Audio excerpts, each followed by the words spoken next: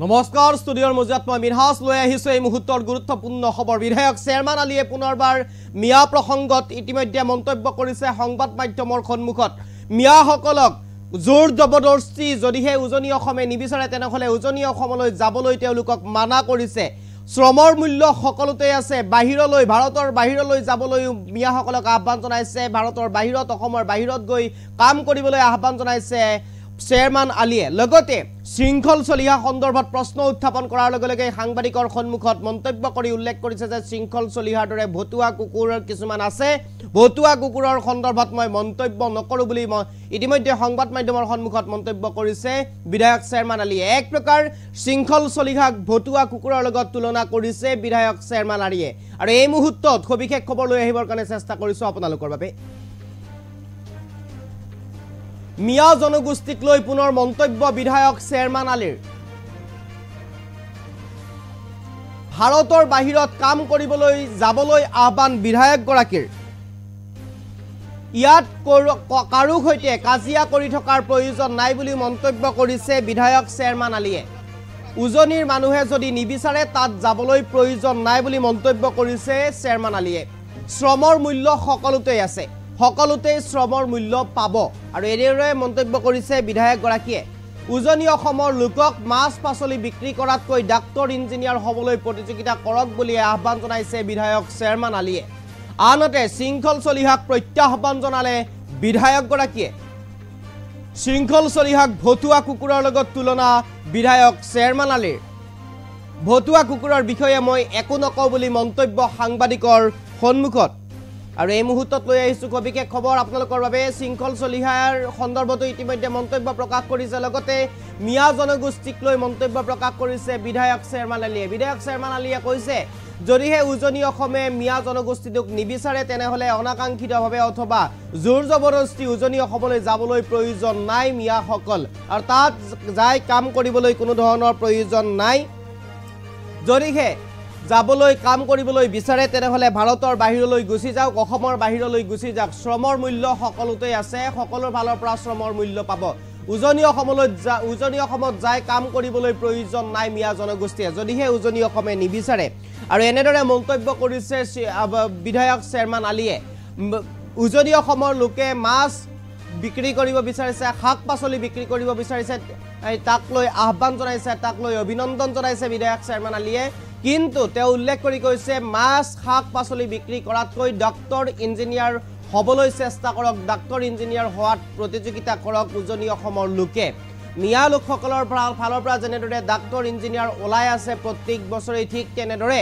উজনি অসমৰ লোকৰ ফালৰ পৰাও ডাক্তৰ ইঞ্জিনিয়াৰ ওলাই আহক তেনেদৰে মন্তব্য কৰিছে বিধায়ক চেয়াৰমান আলীয়ে লগতে সাংবাদিকৰ প্ৰশ্নত শৃংখল চলিহাক ভতুৱা কুকুৰৰ লগত তুলনা কৰিছে বিধায়ক গৰাকীয়ে এক প্ৰকাৰ শৃংখল চলিহাক ভতুৱা কুকুৰ বুলি সম্বোধন কৰিছে বিধায়ক চেয়াৰমান আলীয়ে বিধায়ক চেয়াৰমান আলীয়ে ভতুৱা কুকুৰ বুলি শৃংখল চলিহাক ইতিমধ্যে আখ্যা দিছে আৰু ভতুৱা কুকুৰৰ বিষয়ে মই একো নকওঁ বুলি মন্তব্য কৰিছে সাংবাদিকৰ সন্মুখত কিছুমান ভতুৱা কুকুৰে ৰাস্তাতেই ভোগ ভোকাই থাকে লগতে নিজৰ অঞ্চলত তেওঁ শ্ৰেষ্ঠ বুলি ভাবে আৰু তেনে এটা প্ৰেক্ষাপটত মই ভতুৱা কুকুৰৰ বিষয়ে কোনো ধৰণৰ মন্তব্য নকৰো বুলি ইতিমধ্যে উল্লেখ কৰিছে বিধায়ক গৰাকী আৰু বিধায়ক গৰাকীয়ে ইতিমধ্যে সংবাদ মাধ্যমৰ সন্মুখত এনেদৰে মন্তব্য কৰিছে মিয়া জনগোষ্ঠীক লৈ লগতে শৃংখল চলিহাক লৈ আৰু শৃংখল চলিহাক লৈ উল্লেখ কৰি গৈছে ভতুৱা কুকুৰক মই কেতিয়াও উত্তৰ নিদিও ভতুৱা কুকুৰৰ বিষয়ে মই কেতিয়াও নকওঁ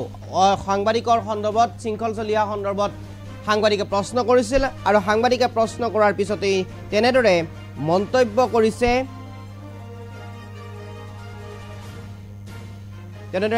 কৰিছে বিধায়ক চেয়াৰমান আলী আৰু এই মুহূৰ্তত বিধায়ক চেয়াৰমান আলীৰ মন্তব্য আছে বিধায়ক চেয়াৰমান আলীৰ মন্তব্য মই পুনে শুনাব বিচাৰিছো 14টা বছৰীয়া প্ৰচেষ্টা অংশ বিশেষ আজি 3টা ৰাস্তা পকীকৰণ কৰিবলৈ চৰাঞ্চলত তাৰে আধাৰশিলা স্থাপন কৰিবলৈ মই আহিছোঁ ইয়াতে এটা ৰাস্তা এটা পকীৰপাৰা আৰু এটা হ'ল নাইৰচৰ 3টা ৰাস্তা মুঠ 3 কোটি টকা 2 কোটি টকা এই ৰাস্তা পকীকৰণ হ'ব তাৰোপৰি 26 চনৰ আগতে 26 চনত মই বেছি সম্ভাৱনা আছিল নিৰ্বাচন খেলাৰ মন দিয়া গতিকে 1.5 বছৰৰ ভিতৰত মই চেষ্টা কৰিম যে চৰাঞ্চলৰ যিখিনি অভাৱ আছে, যিখিনি ৰাস্তা ঘাট এতিয়ালৈ পকীকৰণ হোৱা নাই, দলং হোৱা নাই, এইখিনি যিমান দূৰ পাৰোঁ ঠিক কৰি থৈ যাব পাৰিলে মই অলপ শান্তি পাওঁ।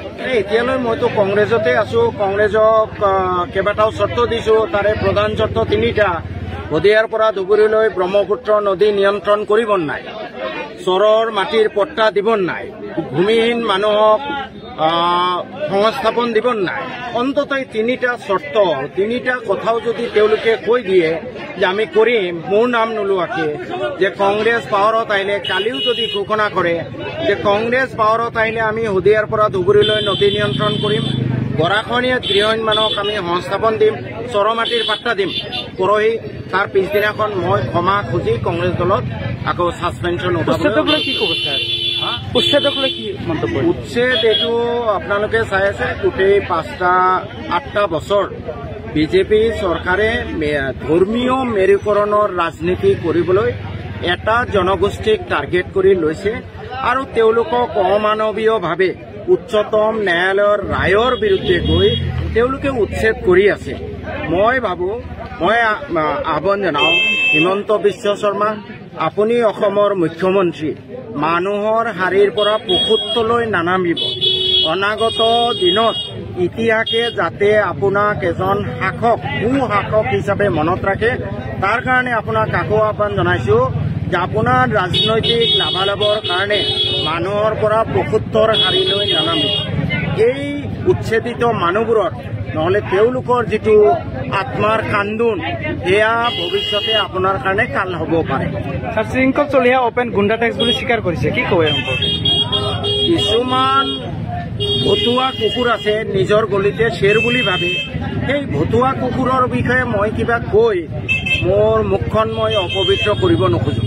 মই মিয়া জনগোষ্ঠীৰ সকলোকে আহ্বান জনাইছোঁ যে যিহেতু উজনিৰ মানুহে আপোনালোকক বিচৰা নাই, অন্ততঃ কিছু সংগঠনে যেনেকৈ উৎপাত কৰি আছে, মিয়া জনগোষ্ঠীৰ সকলোকে মই আহ্বান জনাইছোঁ যে আপোনালোকে অনাকাংক্ষিতভাৱে তাত নোযোৱাটো উত্তম। আপোনালোকে অসমৰ বাহিৰত কাম কৰিবলৈ যাওক, আপোনালোকে ভাৰতৰ বাহিৰত কাম কৰিবলৈ যাওক। আমি কাৰো সৈতে যুদ্ধ কাজিয়া কৰাৰ দৰকাৰ নাই। শ্ৰমৰ মূল্য আছে, সকলোতে পাব। উজনিৰ ভাইসকলে তেওঁলোকে নিজে চব্জি বেপাৰ, লেবাৰ আদি কৰিব খুজিছে, আমি তেওঁলোকক শুভেচ্ছা জনোৱা উচিত। মই মিয়া জনগোষ্ঠীৰ ভাইসকলক আহ্বান জনাওঁ যে আপোনালোকে লেবাৰ হোৱাৰ কাৰণে বা মাছ বিক্ৰী কৰাৰ কাৰণে, চব্জি বিক্ৰী কৰাৰ কাৰণে প্ৰতিযোগিতা কৰিব নালাগে।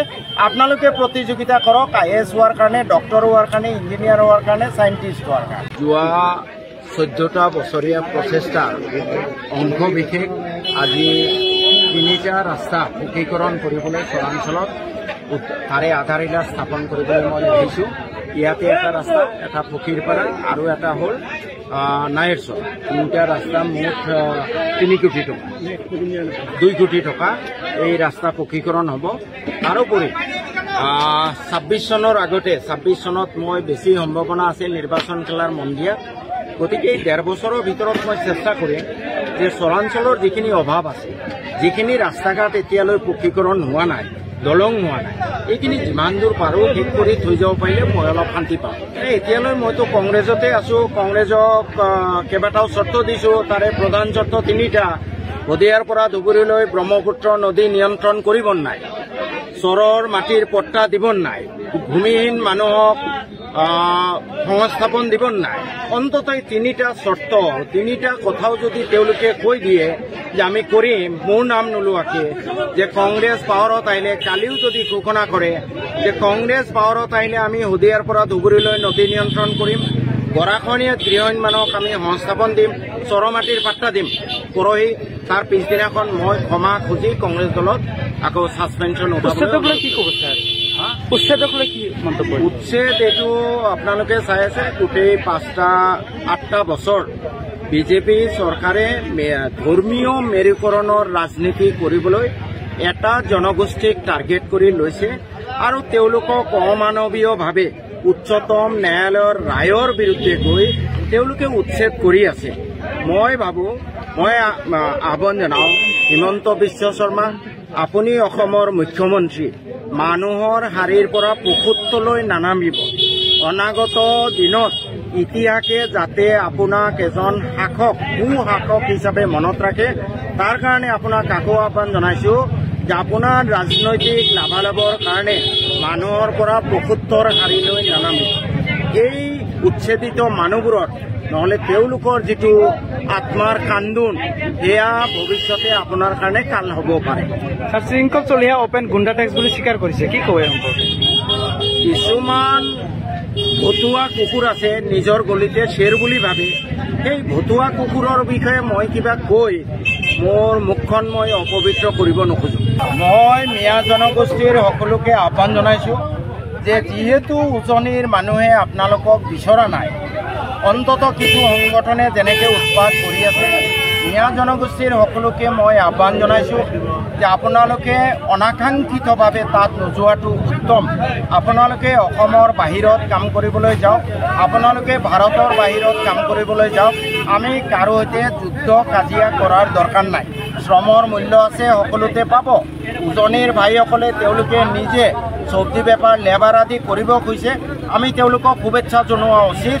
মই মিয়া জনগোষ্ঠীৰ ভাইসকলক আহ্বান জনাওঁ যে আপোনালোকে লেবাৰ হোৱাৰ কাৰণে বা মাছ বিক্ৰী কৰাৰ কাৰণে, চব্জি বিক্ৰী কৰাৰ কাৰণে প্ৰতিযোগিতা কৰিব নালাগে। আপোনালোকে প্ৰতিযোগিতা কৰক IAS হোৱাৰ কাৰণে, ডক্টৰ হোৱাৰ কাৰণে, ইঞ্জিনিয়াৰ হোৱাৰ কাৰণে, চাইণ্টিষ্ট হোৱাৰ কাৰণে। যোৱা 14টা বছৰীয়া প্ৰচেষ্টাৰ অংশ বিশেষ আজি 3টা ৰাস্তা পকীকৰণ কৰিবলৈ চৰাঞ্চলত তাৰে আধাৰশিলা স্থাপন কৰিবলৈ মই আহিছোঁ। ইয়াতে এটা ৰাস্তা, এটা পকীৰপাৰা আৰু এটা হ'ল নাইৰচৰ। 3টা ৰাস্তা মুঠ 3 কোটি টকা, 2 কোটি টকা এই ৰাস্তা পকীকৰণ হ'ব। তাৰোপৰি 26 চনৰ আগতে, 26 চনত মই বেছি সম্ভাৱনা আছিল নিৰ্বাচন খেলাৰ মন দিয়া। গতিকে এই 1.5 বছৰৰ ভিতৰত মই চেষ্টা কৰিম যে চৰাঞ্চলৰ যিখিনি অভাৱ আছে, যিখিনি ৰাস্তা ঘাট এতিয়ালৈ পকীকৰণ হোৱা নাই, দলং হোৱা নাই, এইখিনি যিমান দূৰ পাৰোঁ শেষ কৰি থৈ যাব পাৰিলে মই অলপ শান্তি পাওঁ। এতিয়ালৈ মইতো কংগ্ৰেছতে আছোঁ, কংগ্ৰেছক কেইবাটাও চৰ্ত দিছোঁ। তাৰে প্ৰধান চৰ্ত 3টা। শদিয়াৰ পৰা ধুবুৰীলৈ ব্ৰহ্মপুত্ৰ নদী নিয়ন্ত্ৰণ কৰিব নাই, চৰৰ মাটিৰ পট্টা দিব নাই, ভূমিহীন মানুহক সংস্থাপন দিব নাই। অন্তত এই 3টা চৰ্ত, 3টা কথাও যদি তেওঁলোকে কৈ দিয়ে যে আমি কৰিম মোৰ নাম নোলোৱাকে, যে কংগ্ৰেছ পাৱাৰত আহিলে, কালিও যদি ঘোষণা কৰে যে কংগ্ৰেছ পাৱাৰত আহিলে আমি শদিয়াৰ পৰা ধুবুৰীলৈ নদী নিয়ন্ত্ৰণ কৰিম, গৰাখহনীয়াত গৃহহীন মানুহক আমি সংস্থাপন দিম, চৰ মাটিৰ পাট্টা দিম, পৰহি তাৰ পিছদিনাখন মই ক্ষমা খুজি কংগ্ৰেছ দলত আকৌ ছাছপেনশ্যন উঠাবলৈ। কি ক'ব ছাৰ? উচ্ছেদক লৈ কি মন্তব্য? উচ্ছেদ এইটো আপোনালোকে চাই আছে, গোটেই 8টা বছৰ বিজেপি চৰকাৰে ধৰ্মীয় মেৰুকৰণৰ ৰাজনীতি কৰিবলৈ এটা জনগোষ্ঠীক টাৰ্গেট কৰি লৈছে আৰু তেওঁলোকক অমানৱীয়ভাৱে উচ্চতম ন্যায়ালয়ৰ ৰায়ৰ বিৰুদ্ধে গৈ তেওঁলোকে উচ্ছেদ কৰি আছে। মই ভাবোঁ, মই আহ্বান জনাওঁ হিমন্ত বিশ্ব শৰ্মা, আপুনি অসমৰ মুখ্যমন্ত্ৰী, মানুহৰ শাৰীৰ পৰা ৭৫লৈ নানামিব। অনাগত দিনত ইতিহাসে যাতে আপোনাক এজন শাসক শাসক হিচাপে মনত ৰাখে তাৰ কাৰণে আপোনাক আকৌ আহ্বান জনাইছোঁ যে আপোনাৰ ৰাজনৈতিক লাভালাভৰ কাৰণে মানুহৰ পৰা ৭৫ হাৰিলৈ নানামিব। এই উচ্ছেদিত মানুহবোৰৰ নহলে তেওঁলোকৰ যিটো আত্মাৰ কান্দোন সেয়া ভৱিষ্যতে আপোনাৰ কাৰণে কাল হ'ব পাৰে। শৃংখল চলিয়া অপেন গুণ্ডা টেক্স বুলি স্বীকাৰ কৰিছে, কি কয় সম্পৰ্কে? কিছুমান ভতুৱা কুকুৰ আছে নিজৰ গলিতে শ্বেৰ বুলি ভাবে। সেই ভতুৱা কুকুৰৰ বিষয়ে মই কিবা কৈ মোৰ মুখখন মই অপবিত্ৰ কৰিব নোখোজো। মই মিয়া জনগোষ্ঠীৰ সকলোকে আহ্বান জনাইছোঁ যে যিহেতু উজনিৰ মানুহে আপোনালোকক বিচৰা নাই, অন্তত কিছু সংগঠনে যেনেকৈ উৎপাত কৰি আছে, মিয়া জনগোষ্ঠীৰ সকলোকে মই আহ্বান জনাইছোঁ যে আপোনালোকে অনাকাংক্ষিতভাৱে তাত নোযোৱাটো উত্তম। আপোনালোকে অসমৰ বাহিৰত কাম কৰিবলৈ যাওক, আপোনালোকে ভাৰতৰ বাহিৰত কাম কৰিবলৈ যাওক। আমি কাৰো সৈতে যুদ্ধ কাজিয়া কৰাৰ দৰকাৰ নাই। শ্ৰমৰ মূল্য আছে, সকলোতে পাব। উজনিৰ ভাইসকলে তেওঁলোকে নিজে চব্জি বেপাৰ লেবাৰ আদি কৰিব খুজিছে, আমি তেওঁলোকক শুভেচ্ছা জনোৱা উচিত। মই মিয়া জনগোষ্ঠীৰ ভাইসকলক আহ্বান জনাওঁ যে আপোনালোকে লেবাৰ হোৱাৰ কাৰণে, বা মাছ বিক্ৰী কৰাৰ কাৰণে চব্জি বিক্ৰী কৰাৰ কাৰণে প্ৰতিযোগিতা কৰিব নালাগে আপোনালোকে প্ৰতিযোগিতা কৰক IAS হোৱাৰ কাৰণে ডক্টৰ হোৱাৰ কাৰণে ইঞ্জিনিয়াৰ হোৱাৰ কাৰণে চাইণ্টিষ্ট হোৱাৰ কাৰণে যোৱা 14টা বছৰীয়া প্ৰচেষ্টা